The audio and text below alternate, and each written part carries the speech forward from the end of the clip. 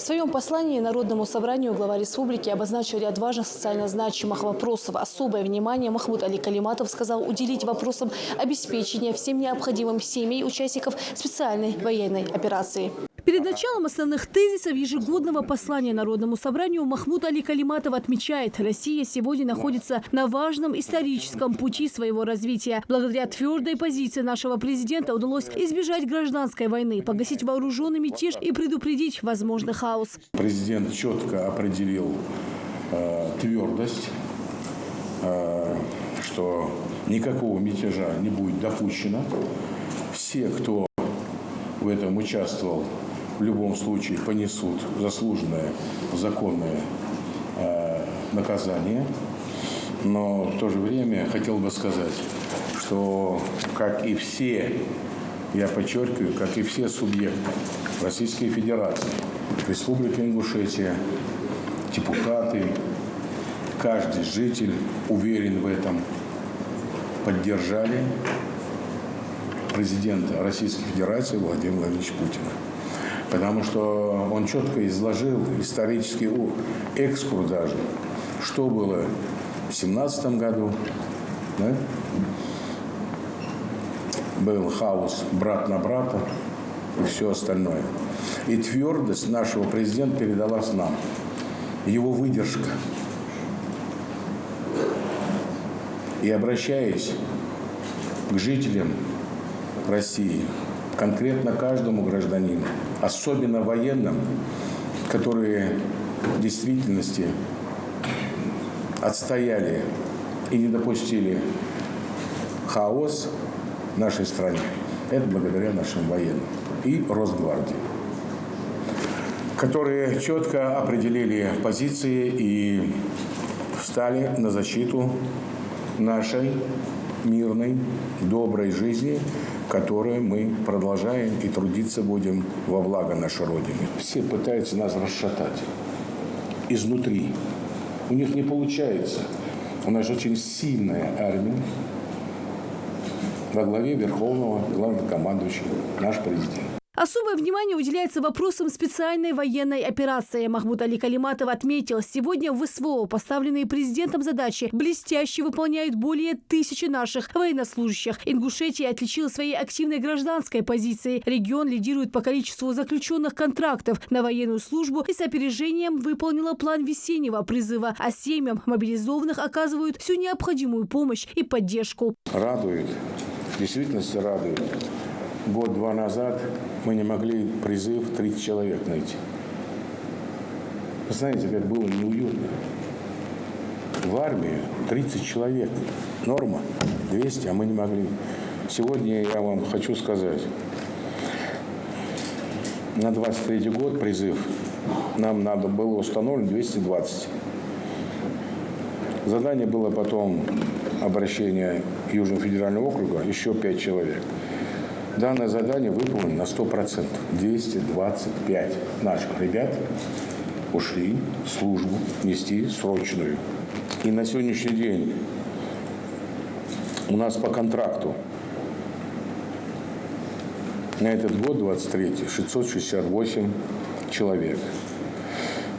Из них 4 офицера и остальные.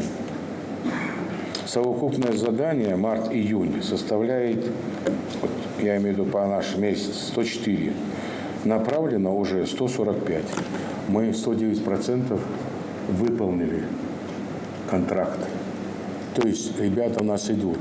Но я считаю, человек, который идет на фронт, он заслуживает, чтобы у него дома вопросов не было.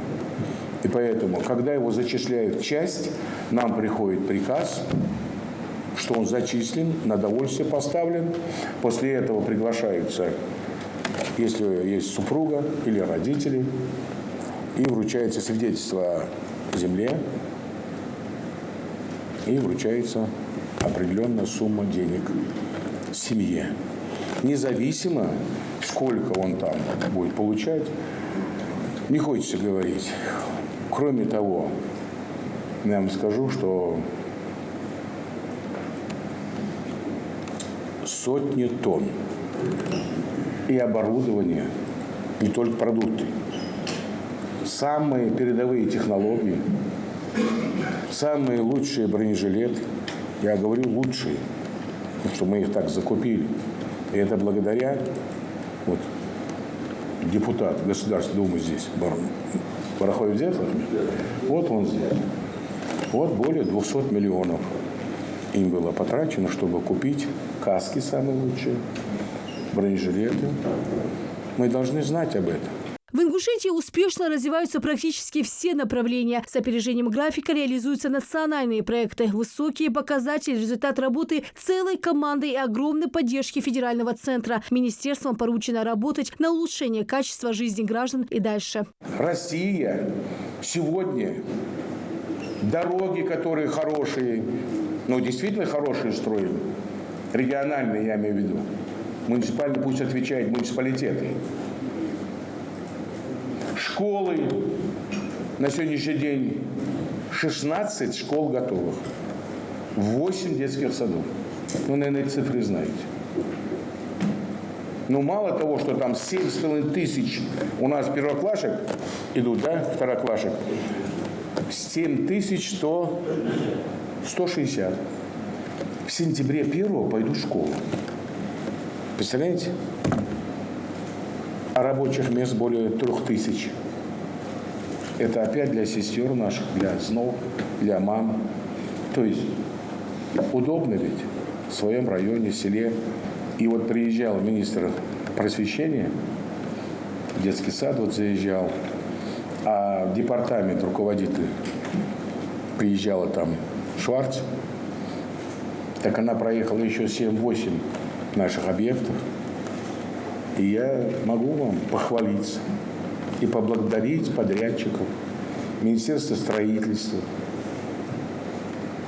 Балахоева, вице-премьера у нас, Фатахова.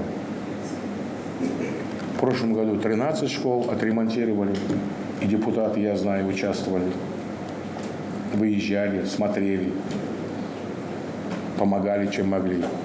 И в этом году школы тоже ремонтируют. То есть нам идут навстречу. Нам идут навстречу.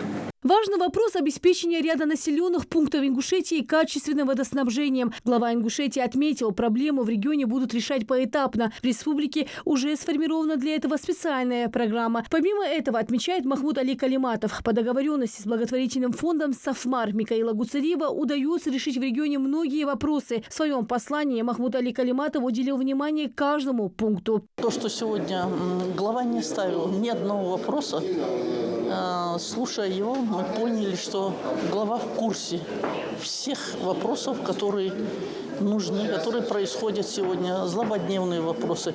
Первое, он, конечно, поднял проблему воды, обозначил, как она будет решаться, поднял вопрос тех, кто принимает участие в специальной военной операции, поднял вопрос их семей. То, что наши ребята, которые принимают участие в зоне СВО, он обозначил, что ни одна семья не останется без внимания. Обратил я особое внимание на те долги, которые были в республике. Это и кредиторская задолженность, это и меры бюджетного принуждения. Они еще в 2019 году составляли около 12 миллиардов. И глава сегодня в своем послании отметил, что мы уже практически рассчитались. Поэтому это была очень серьезная командная работа, как и правительства Республики Ингушетия, так и депутатского корпуса, потому что все активно работали в этом направлении. Махмуд Али Калиматов в своем ежегодном послании Народному собранию отметил, что каждый из нас ответственен за будущее своей республики. Все поручения главы, озвученные здесь, подлежат исполнению в кратчайшие сроки. Лина Цычоева, Хаваш Гойгов. Новости 24.